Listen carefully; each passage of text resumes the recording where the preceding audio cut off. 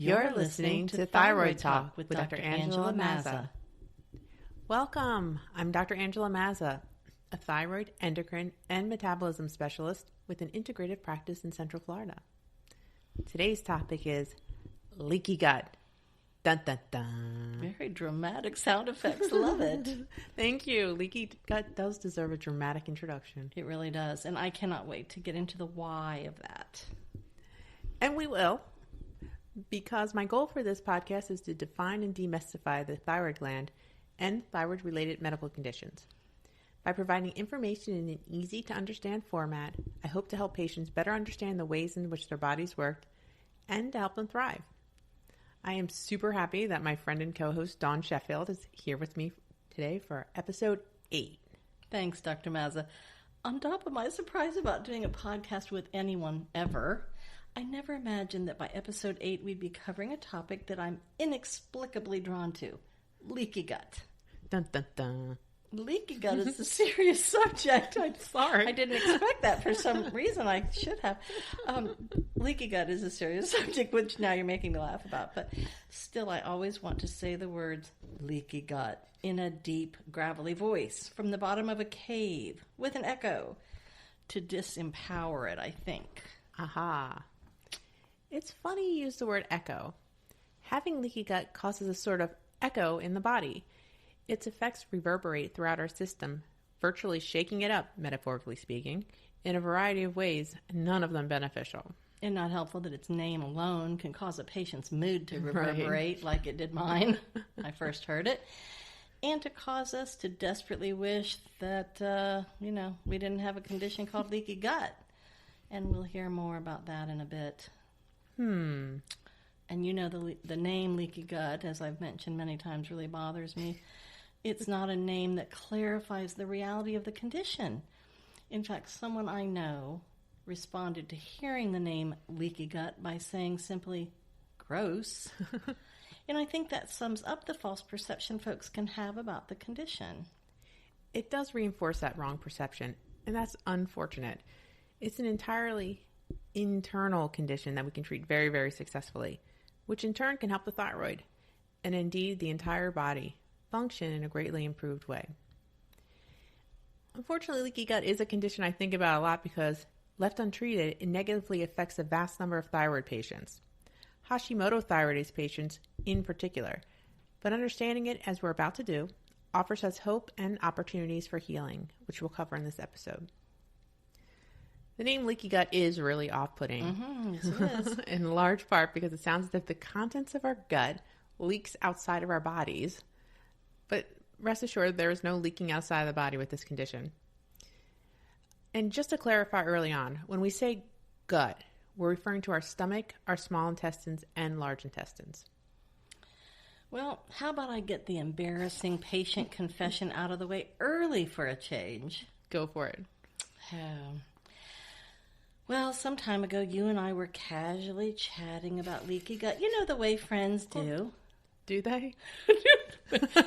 Okay, maybe that's only us. But they don't know what they're missing. Of course. No. Anyway, you mentioned in that chat that it's a condition that many Hashimoto thyroiditis patients have. Since I have Hashimoto's, you suggested that even if I did not get tested for leaky gut at that time, I could choose to treat it, as it was pretty likely I'd have it. You tried to suggest that starting simply by adding a supplement, some pre and probiotics, might be a good idea. And next I could, I never heard the rest of what you had to say about that, because when I heard leaky gut, I just basically thought to myself, no, I don't want to have that. I don't even want to hear about having that. So then I said absurdly, I'm just not ready to have that right now, as if denying it would make it get scared and run away. But leaky gut is not so easily scared off. Sadly, no. So again, that name. I remember thinking, and I remember that day very clearly, actually. I remember thinking, good heavens, is that what's next for me? Leaky guts with a capital S? I didn't know what it meant, other than another thing to worry about, another thing to treat, another thing to cope with. And it had a scary name, and I didn't want to take any time to learn about it that day either. I'm sorry now that I lost a bit of valuable time when I could have started trying to reverse it if I had it, indeed. But like many folks, I just wasn't ready to make one more change, nor deal with having one more condition, especially one with such a monstrous name. We postponed that conversation, which was very nice, thank you. And my initial bad reaction was not based entirely in my ignorance, not entirely, just partially. Part of it was something I think is common for patients. We can reach a sort of mental and physical speed bump where we hit a point where we need a bit of time to carve out a course of action or a way of thinking. Though often in reality we might not have much control over whatever the thing is. But I found that sometimes the illusion of control is enough. It's enough for me quite often. Like many people. Mm-hmm. Even better, with leaky gut, there are actions we can take to grab back some of that control. Once I learned that, I was on board. That's why we joke all the time about being my favorite thyroid subject now. And to be honest, it is. To find that one may have a condition that impacts us so negatively, and then being able to improve it relatively quickly is wildly empowering. And in fact, that's why I share my feelings and experiences here on the show in such an honest way. I want other patients to know they are not alone on this journey, not alone in negative thoughts, not alone in denial, nor in positive, hopeful thoughts. And we want to offer some of that hope with a dash of humor, too. So whether I have leaky gut or not, I want a super healthy digestive system. And I've been working hard to add both pre- and probiotics in certain healthy foods. And in fact, instead of focusing exclusively on eliminating certain foods from my diet, now I'm also trying to just crowd out less beneficial gut bacteria by adding in and feeding more good ones, with both foods and supplements too. So I'm a convert, and now I feel like it's my mission. It really is. In part, that's why we're both so excited to do this podcast, and this episode in particular. We want to spread the word to offer other patients hope, with some of that honesty and humor too, of course. And I completely understood your initial denial. It is really not uncommon. By the time patients get to me, they've already been through a lot. Then we may suggest that they change their entire lifestyle, adding stuff to. That's a lot. Supplements. Some may have already given up entire food groups, not to mention lifelong familiar meals, lifelong ways of cooking and shopping too. And there can be family pressures not to change in some cases. Some family members can be afraid of change too, like at the holidays for one. Oh yeah, I agree. And changing family favorite recipes, for example, can be really daunting. Sure, yeah. Just the thought of it, I really found exhausting at first. Many recipes and food traditions are passed down through generations, which is something I hadn't really thought about initially. And we may feel an obligation or an expectation to prepare them the traditional way. And that might end up leaving us out, so, sort of. I've been fortunate in that regard. I have not faced that, not at all. But still, cooking for the first few holidays was formidable. I think I just sat out the entire first year of holiday cooking, as I had not charted a new course, nor tried any new recipes yet that I loved, nor any that I wanted to ask my family and friends to love. And to be honest, I was super grumpy about having to do it too. I hated having to give up the recipes I knew I was really good at, and that my husband in particular loved. So for a while, I just kind of threw in the dish towel, if you know what I mean. And now, though, I found new ingredients, new recipes. I mean, it's been a while. I've had time. And discovered that I can make things even more delicious and more decadent, pumpkin pie for one, than those I had previously made with my old familiar recipes. It's interesting, though, how hard I clung to the old recipes, and then how little they were actually missed, if at all. But I think many of us find comfort and self-confidence in the familiar, especially when we're good at it. But now I find there's much to be said for the new, and equally delicious. And now I kind of have fun with it, and especially if it helps us heal our gut and our thyroid. And that's good for us mentally, too. Well, it really can be a lot to change in a short time. Many patients experience a bit of overload, just like yourself. Mm-hmm. That's why I always say it's a journey, rarely a straight path. We just have to follow the path, no matter how long that takes, nor how many bends and bumps there are in the road. Well, due to my initial lack of knowledge about the subject, leaky gut just seemed like yet another lost piece of hoe. And I know, right? I'm sorry. It's okay. It's over. That's all in the past. But worse, I thought maybe it might represent a loss of control of my body, my dignity. Fear derived from that name alone. Now I know better. I've come 180 degrees, and I'm working toward embracing the changes I need to make for my own health. And that's what I hope for this episode, that by sharing my own story, other patients will feel less embarrassed and more empowered. One big change that I've become aware of is what a challenge it is to recognize how invisible some of the work is that we do to heal our thyroids. And what I mean is this. You know how you sit in a patch of poison ivy and you're going to suffer? Ouch. Yeah. And then you're going to try never to make that mistake again.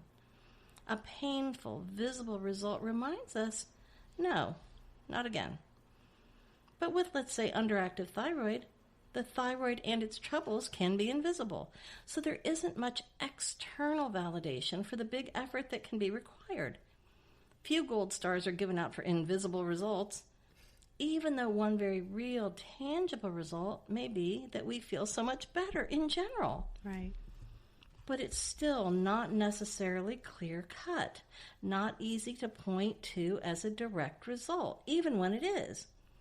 And once a year, in my case, I can get a good, clear ultrasound, one where the thyroid nodules are getting ever smaller and nearly disappearing.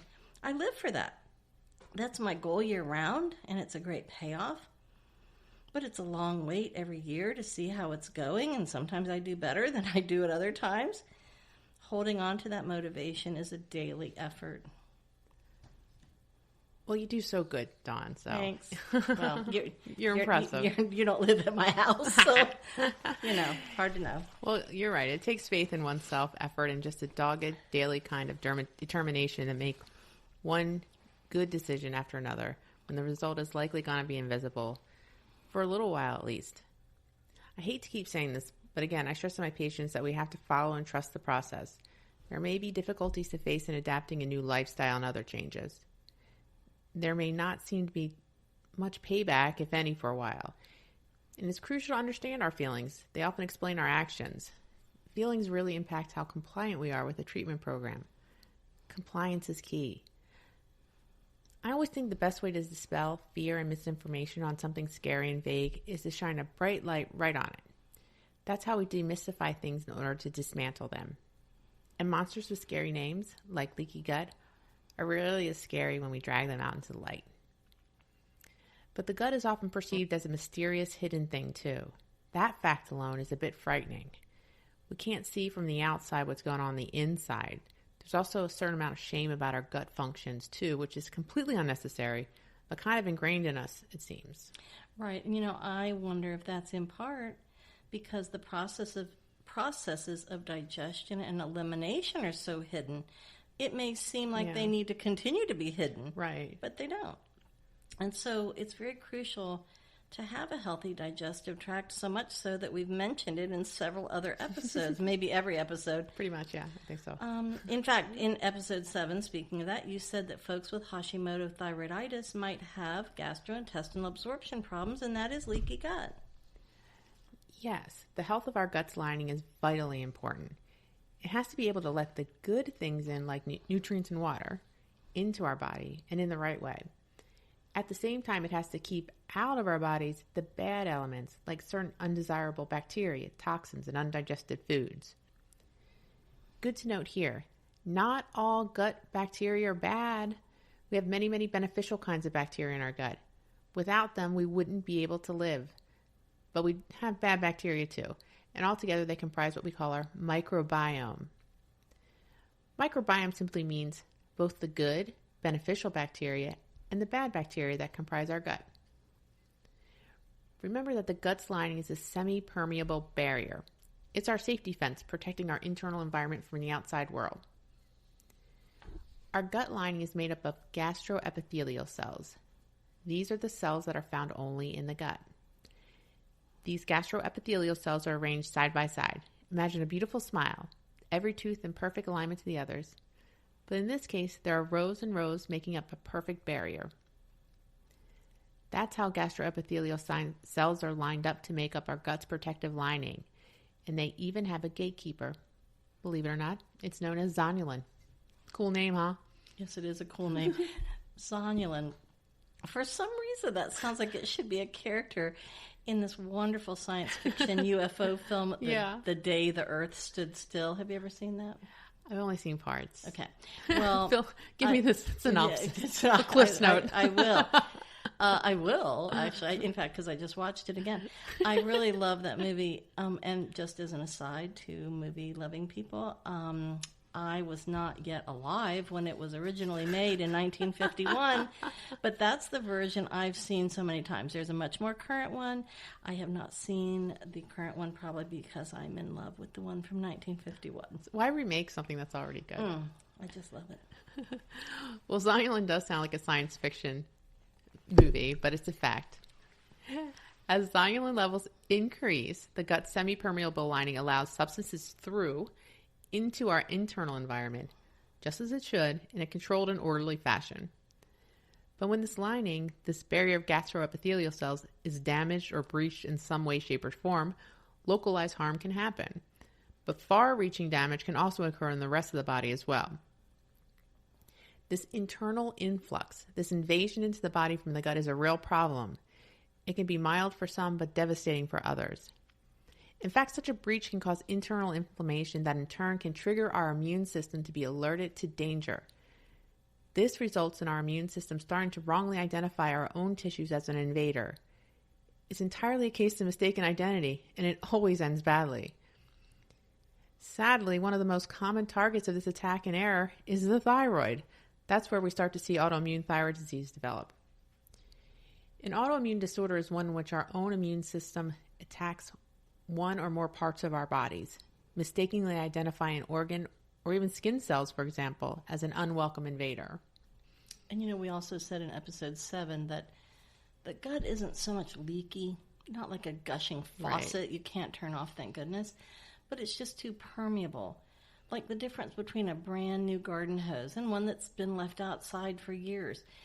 It can develop weak, thin spots, so then what we eat and drink passes through it, but not in the right way. That's a great analogy.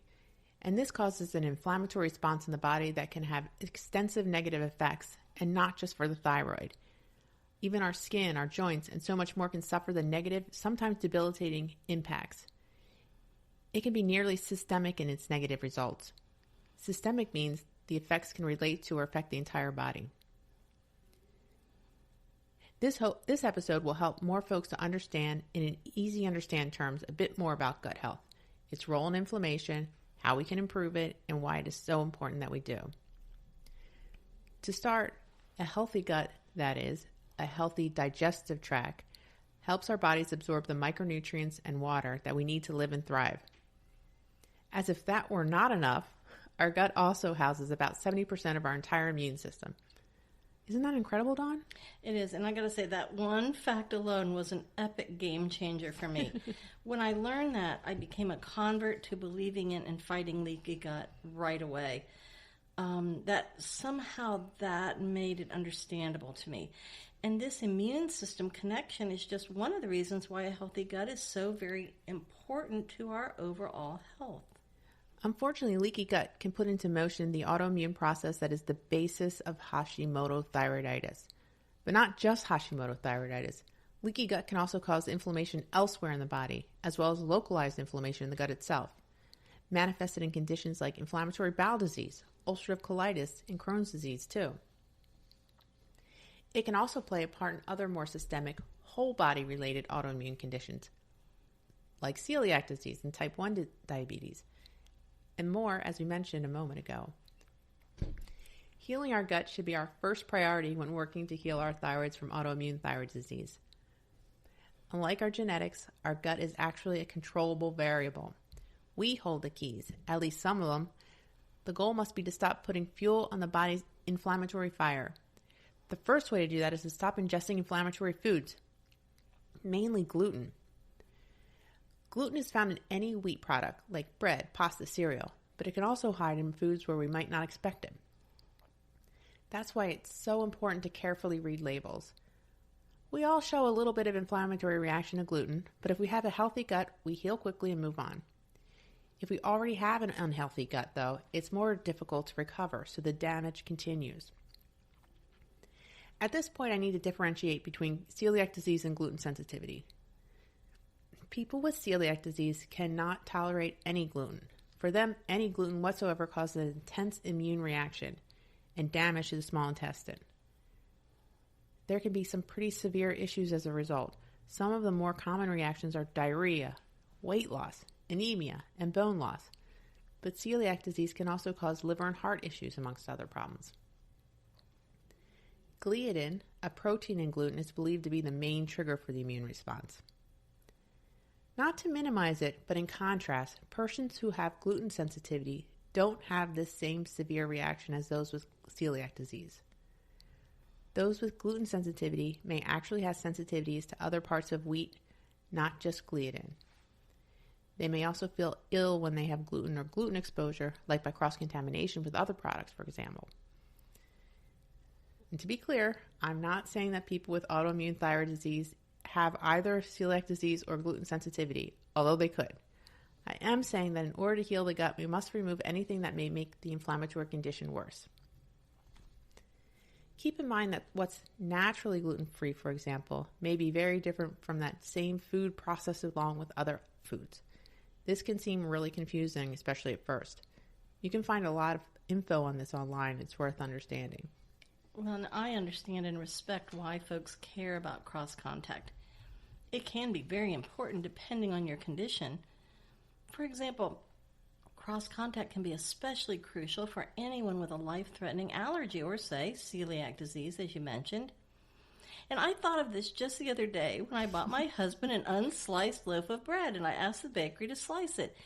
I'm guessing here, but I imagine they don't have separate slicers for gluten-free. In fact, I'm just going to ask them next time I'm in there. Probably just not. For fun, just, to find out for my own information. But it didn't matter to my husband. He's lucky in that he's not affected one way or the other. It really just didn't matter. But if he was someone who has to avoid something, cross-contact could be a problem. That example could be very easy to overlook.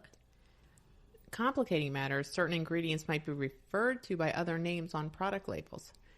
There are various forms of ingredients that manufacturers use with names that you may not recognize as the things you're avoiding. Again, you can usually find the specific information online, and it's worth a look. When I did the food sensitivity testing with you earlier this year, I imagined that any sensitivities that showed up would be linked to general body inflammation. Somehow I did not link it to leaky gut in my mind. And it can be linked. In fact, I think of food sensitivity testing as a blueprint to what is causing inflammation in your body, including the gut, but not limited to it.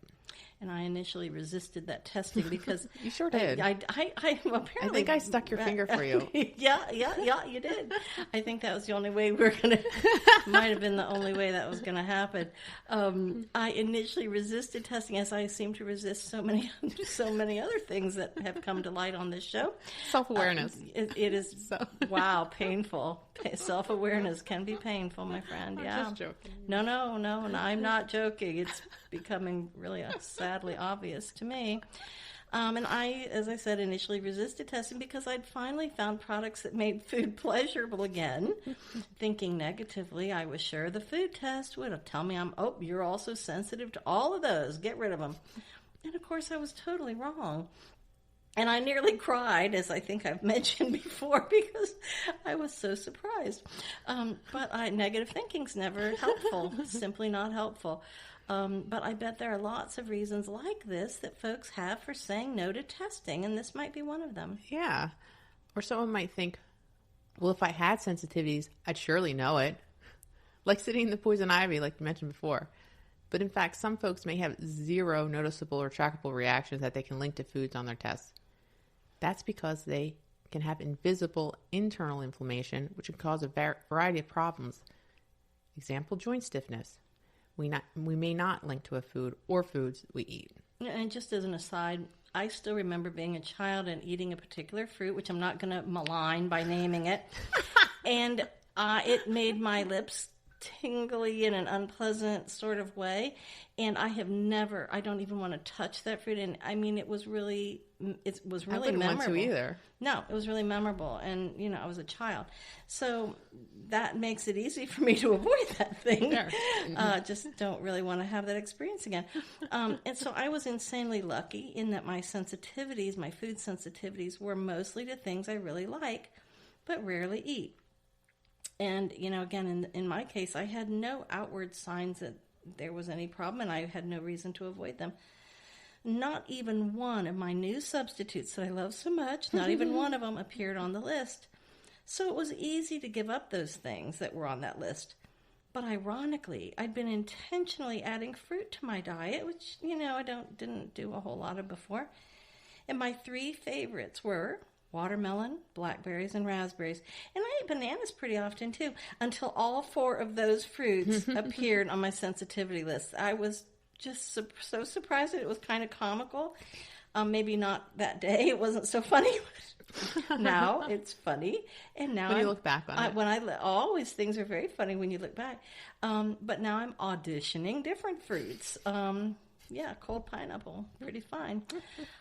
So as for the foods that the test said I'm sensitive to, I know the idea is to add them back in slowly, one at a time, while keeping a log of how I'm feeling as I add them back in.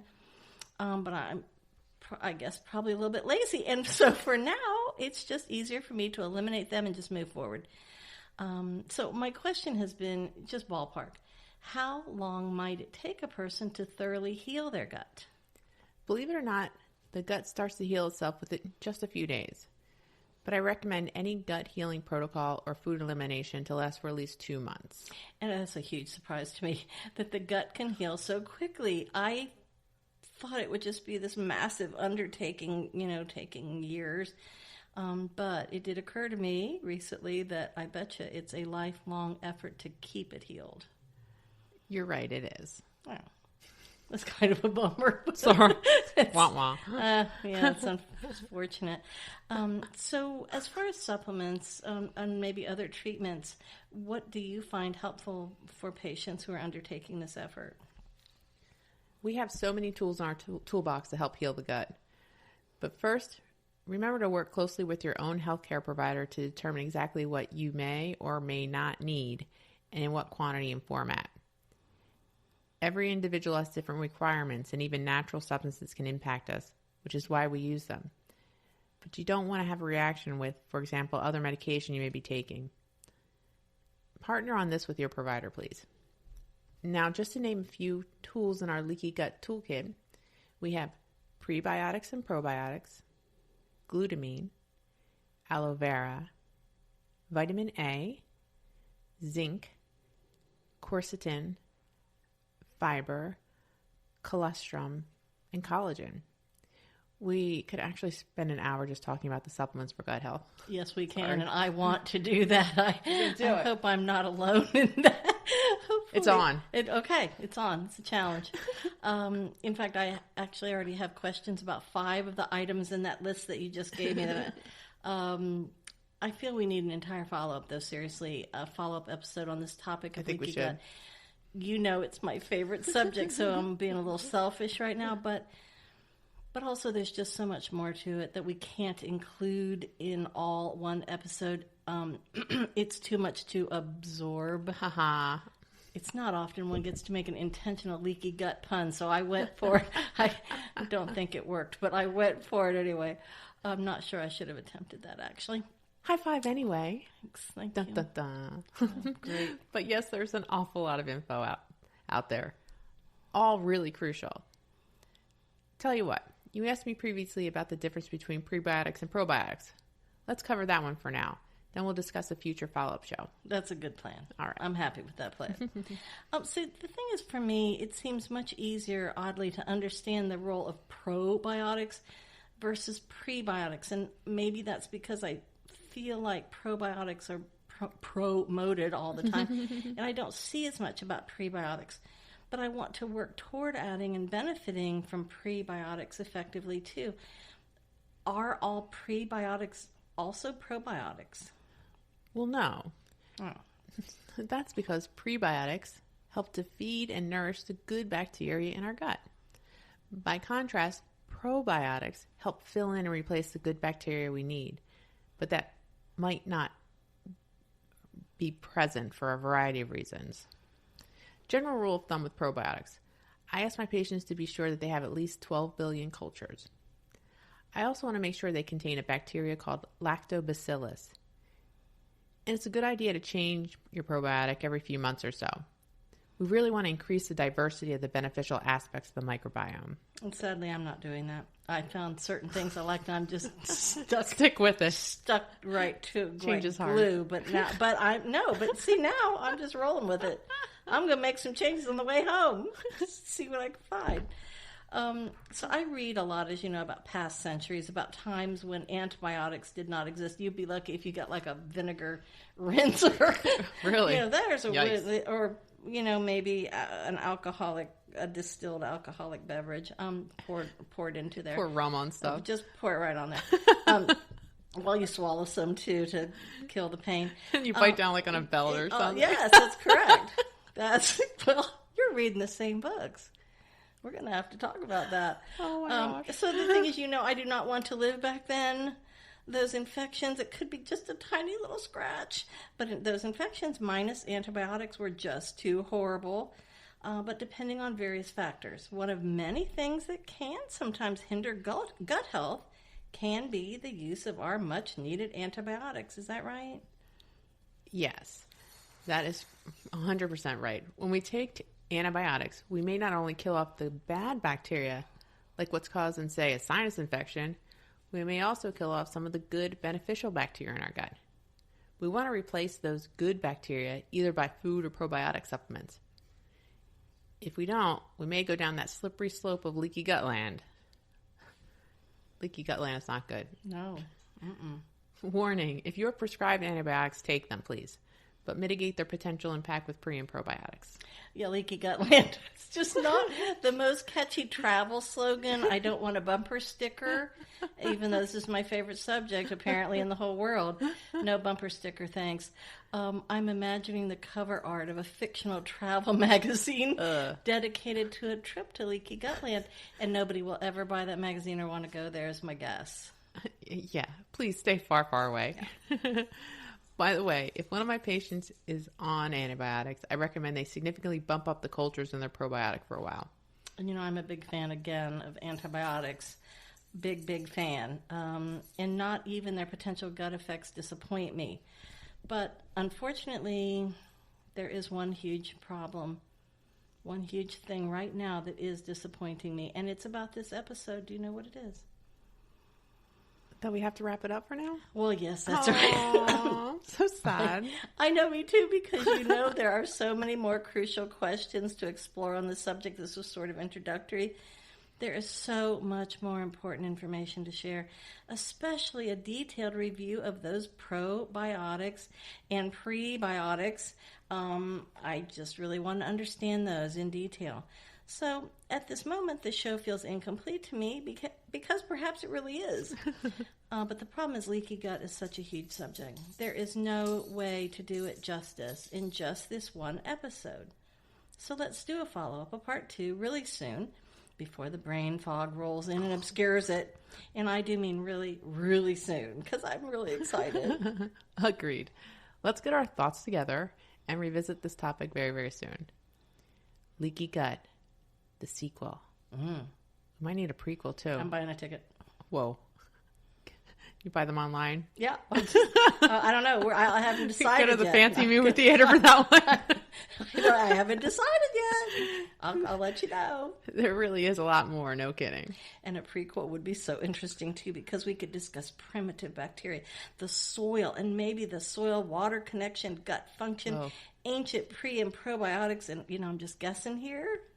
I'm not really sure if much is known about all that, but now I won't be able to sleep because I'll be thinking about that. And I hope listeners give us their thoughts on that topic, too. You're in, your happy thoughts place right now, aren't you? Really I didn't realize it was so obvious, but I just see that I'm just grinning. Yeah, that's right. Mm-hmm. In the meantime, a sincere thank you to our listeners for sharing your time with us. I hope this discussion was helpful. Let us know. And surprise, in our next episode, we'll cover Leaky Gut. Not the prequel, but the sequel. Da, da, da. I don't really do that very well. I'll have to practice. Better work on that. Scared me a little bit. I'm disturbed. I'm sorry about that. Sorry. I wanted to do this podcast to provide life-saving education and to encourage folks to see a doctor in time to prevent or minimize damage. That's deeply fulfilling. I enjoy helping folks understand how all aspects of their lives are tied to both thyroid and overall health. As always, my goal is to help us live more fulfilling lives by taking control of our health and thus feel our best. In fact, that's why I went into endocrinology. It's a medical art that combines science with the study of our lives and all that they encompass. And we really do hope you'll continue listening to Thyroid Talk with Dr. Angela Mazza. We have many more interesting episodes and guests planned. We'll build on today's foundation and cover many topics we hope you'll find meaningful. And to recap just some of what we covered here, not necessarily in this order: why a healthy gut is so important. What is the microbiome? What is leaky gut? How leaky gut can contribute to autoimmune conditions like Hashimoto thyroiditis. How gluten may cause inflammation in the gut. The difference between celiac disease and gluten sensitivity.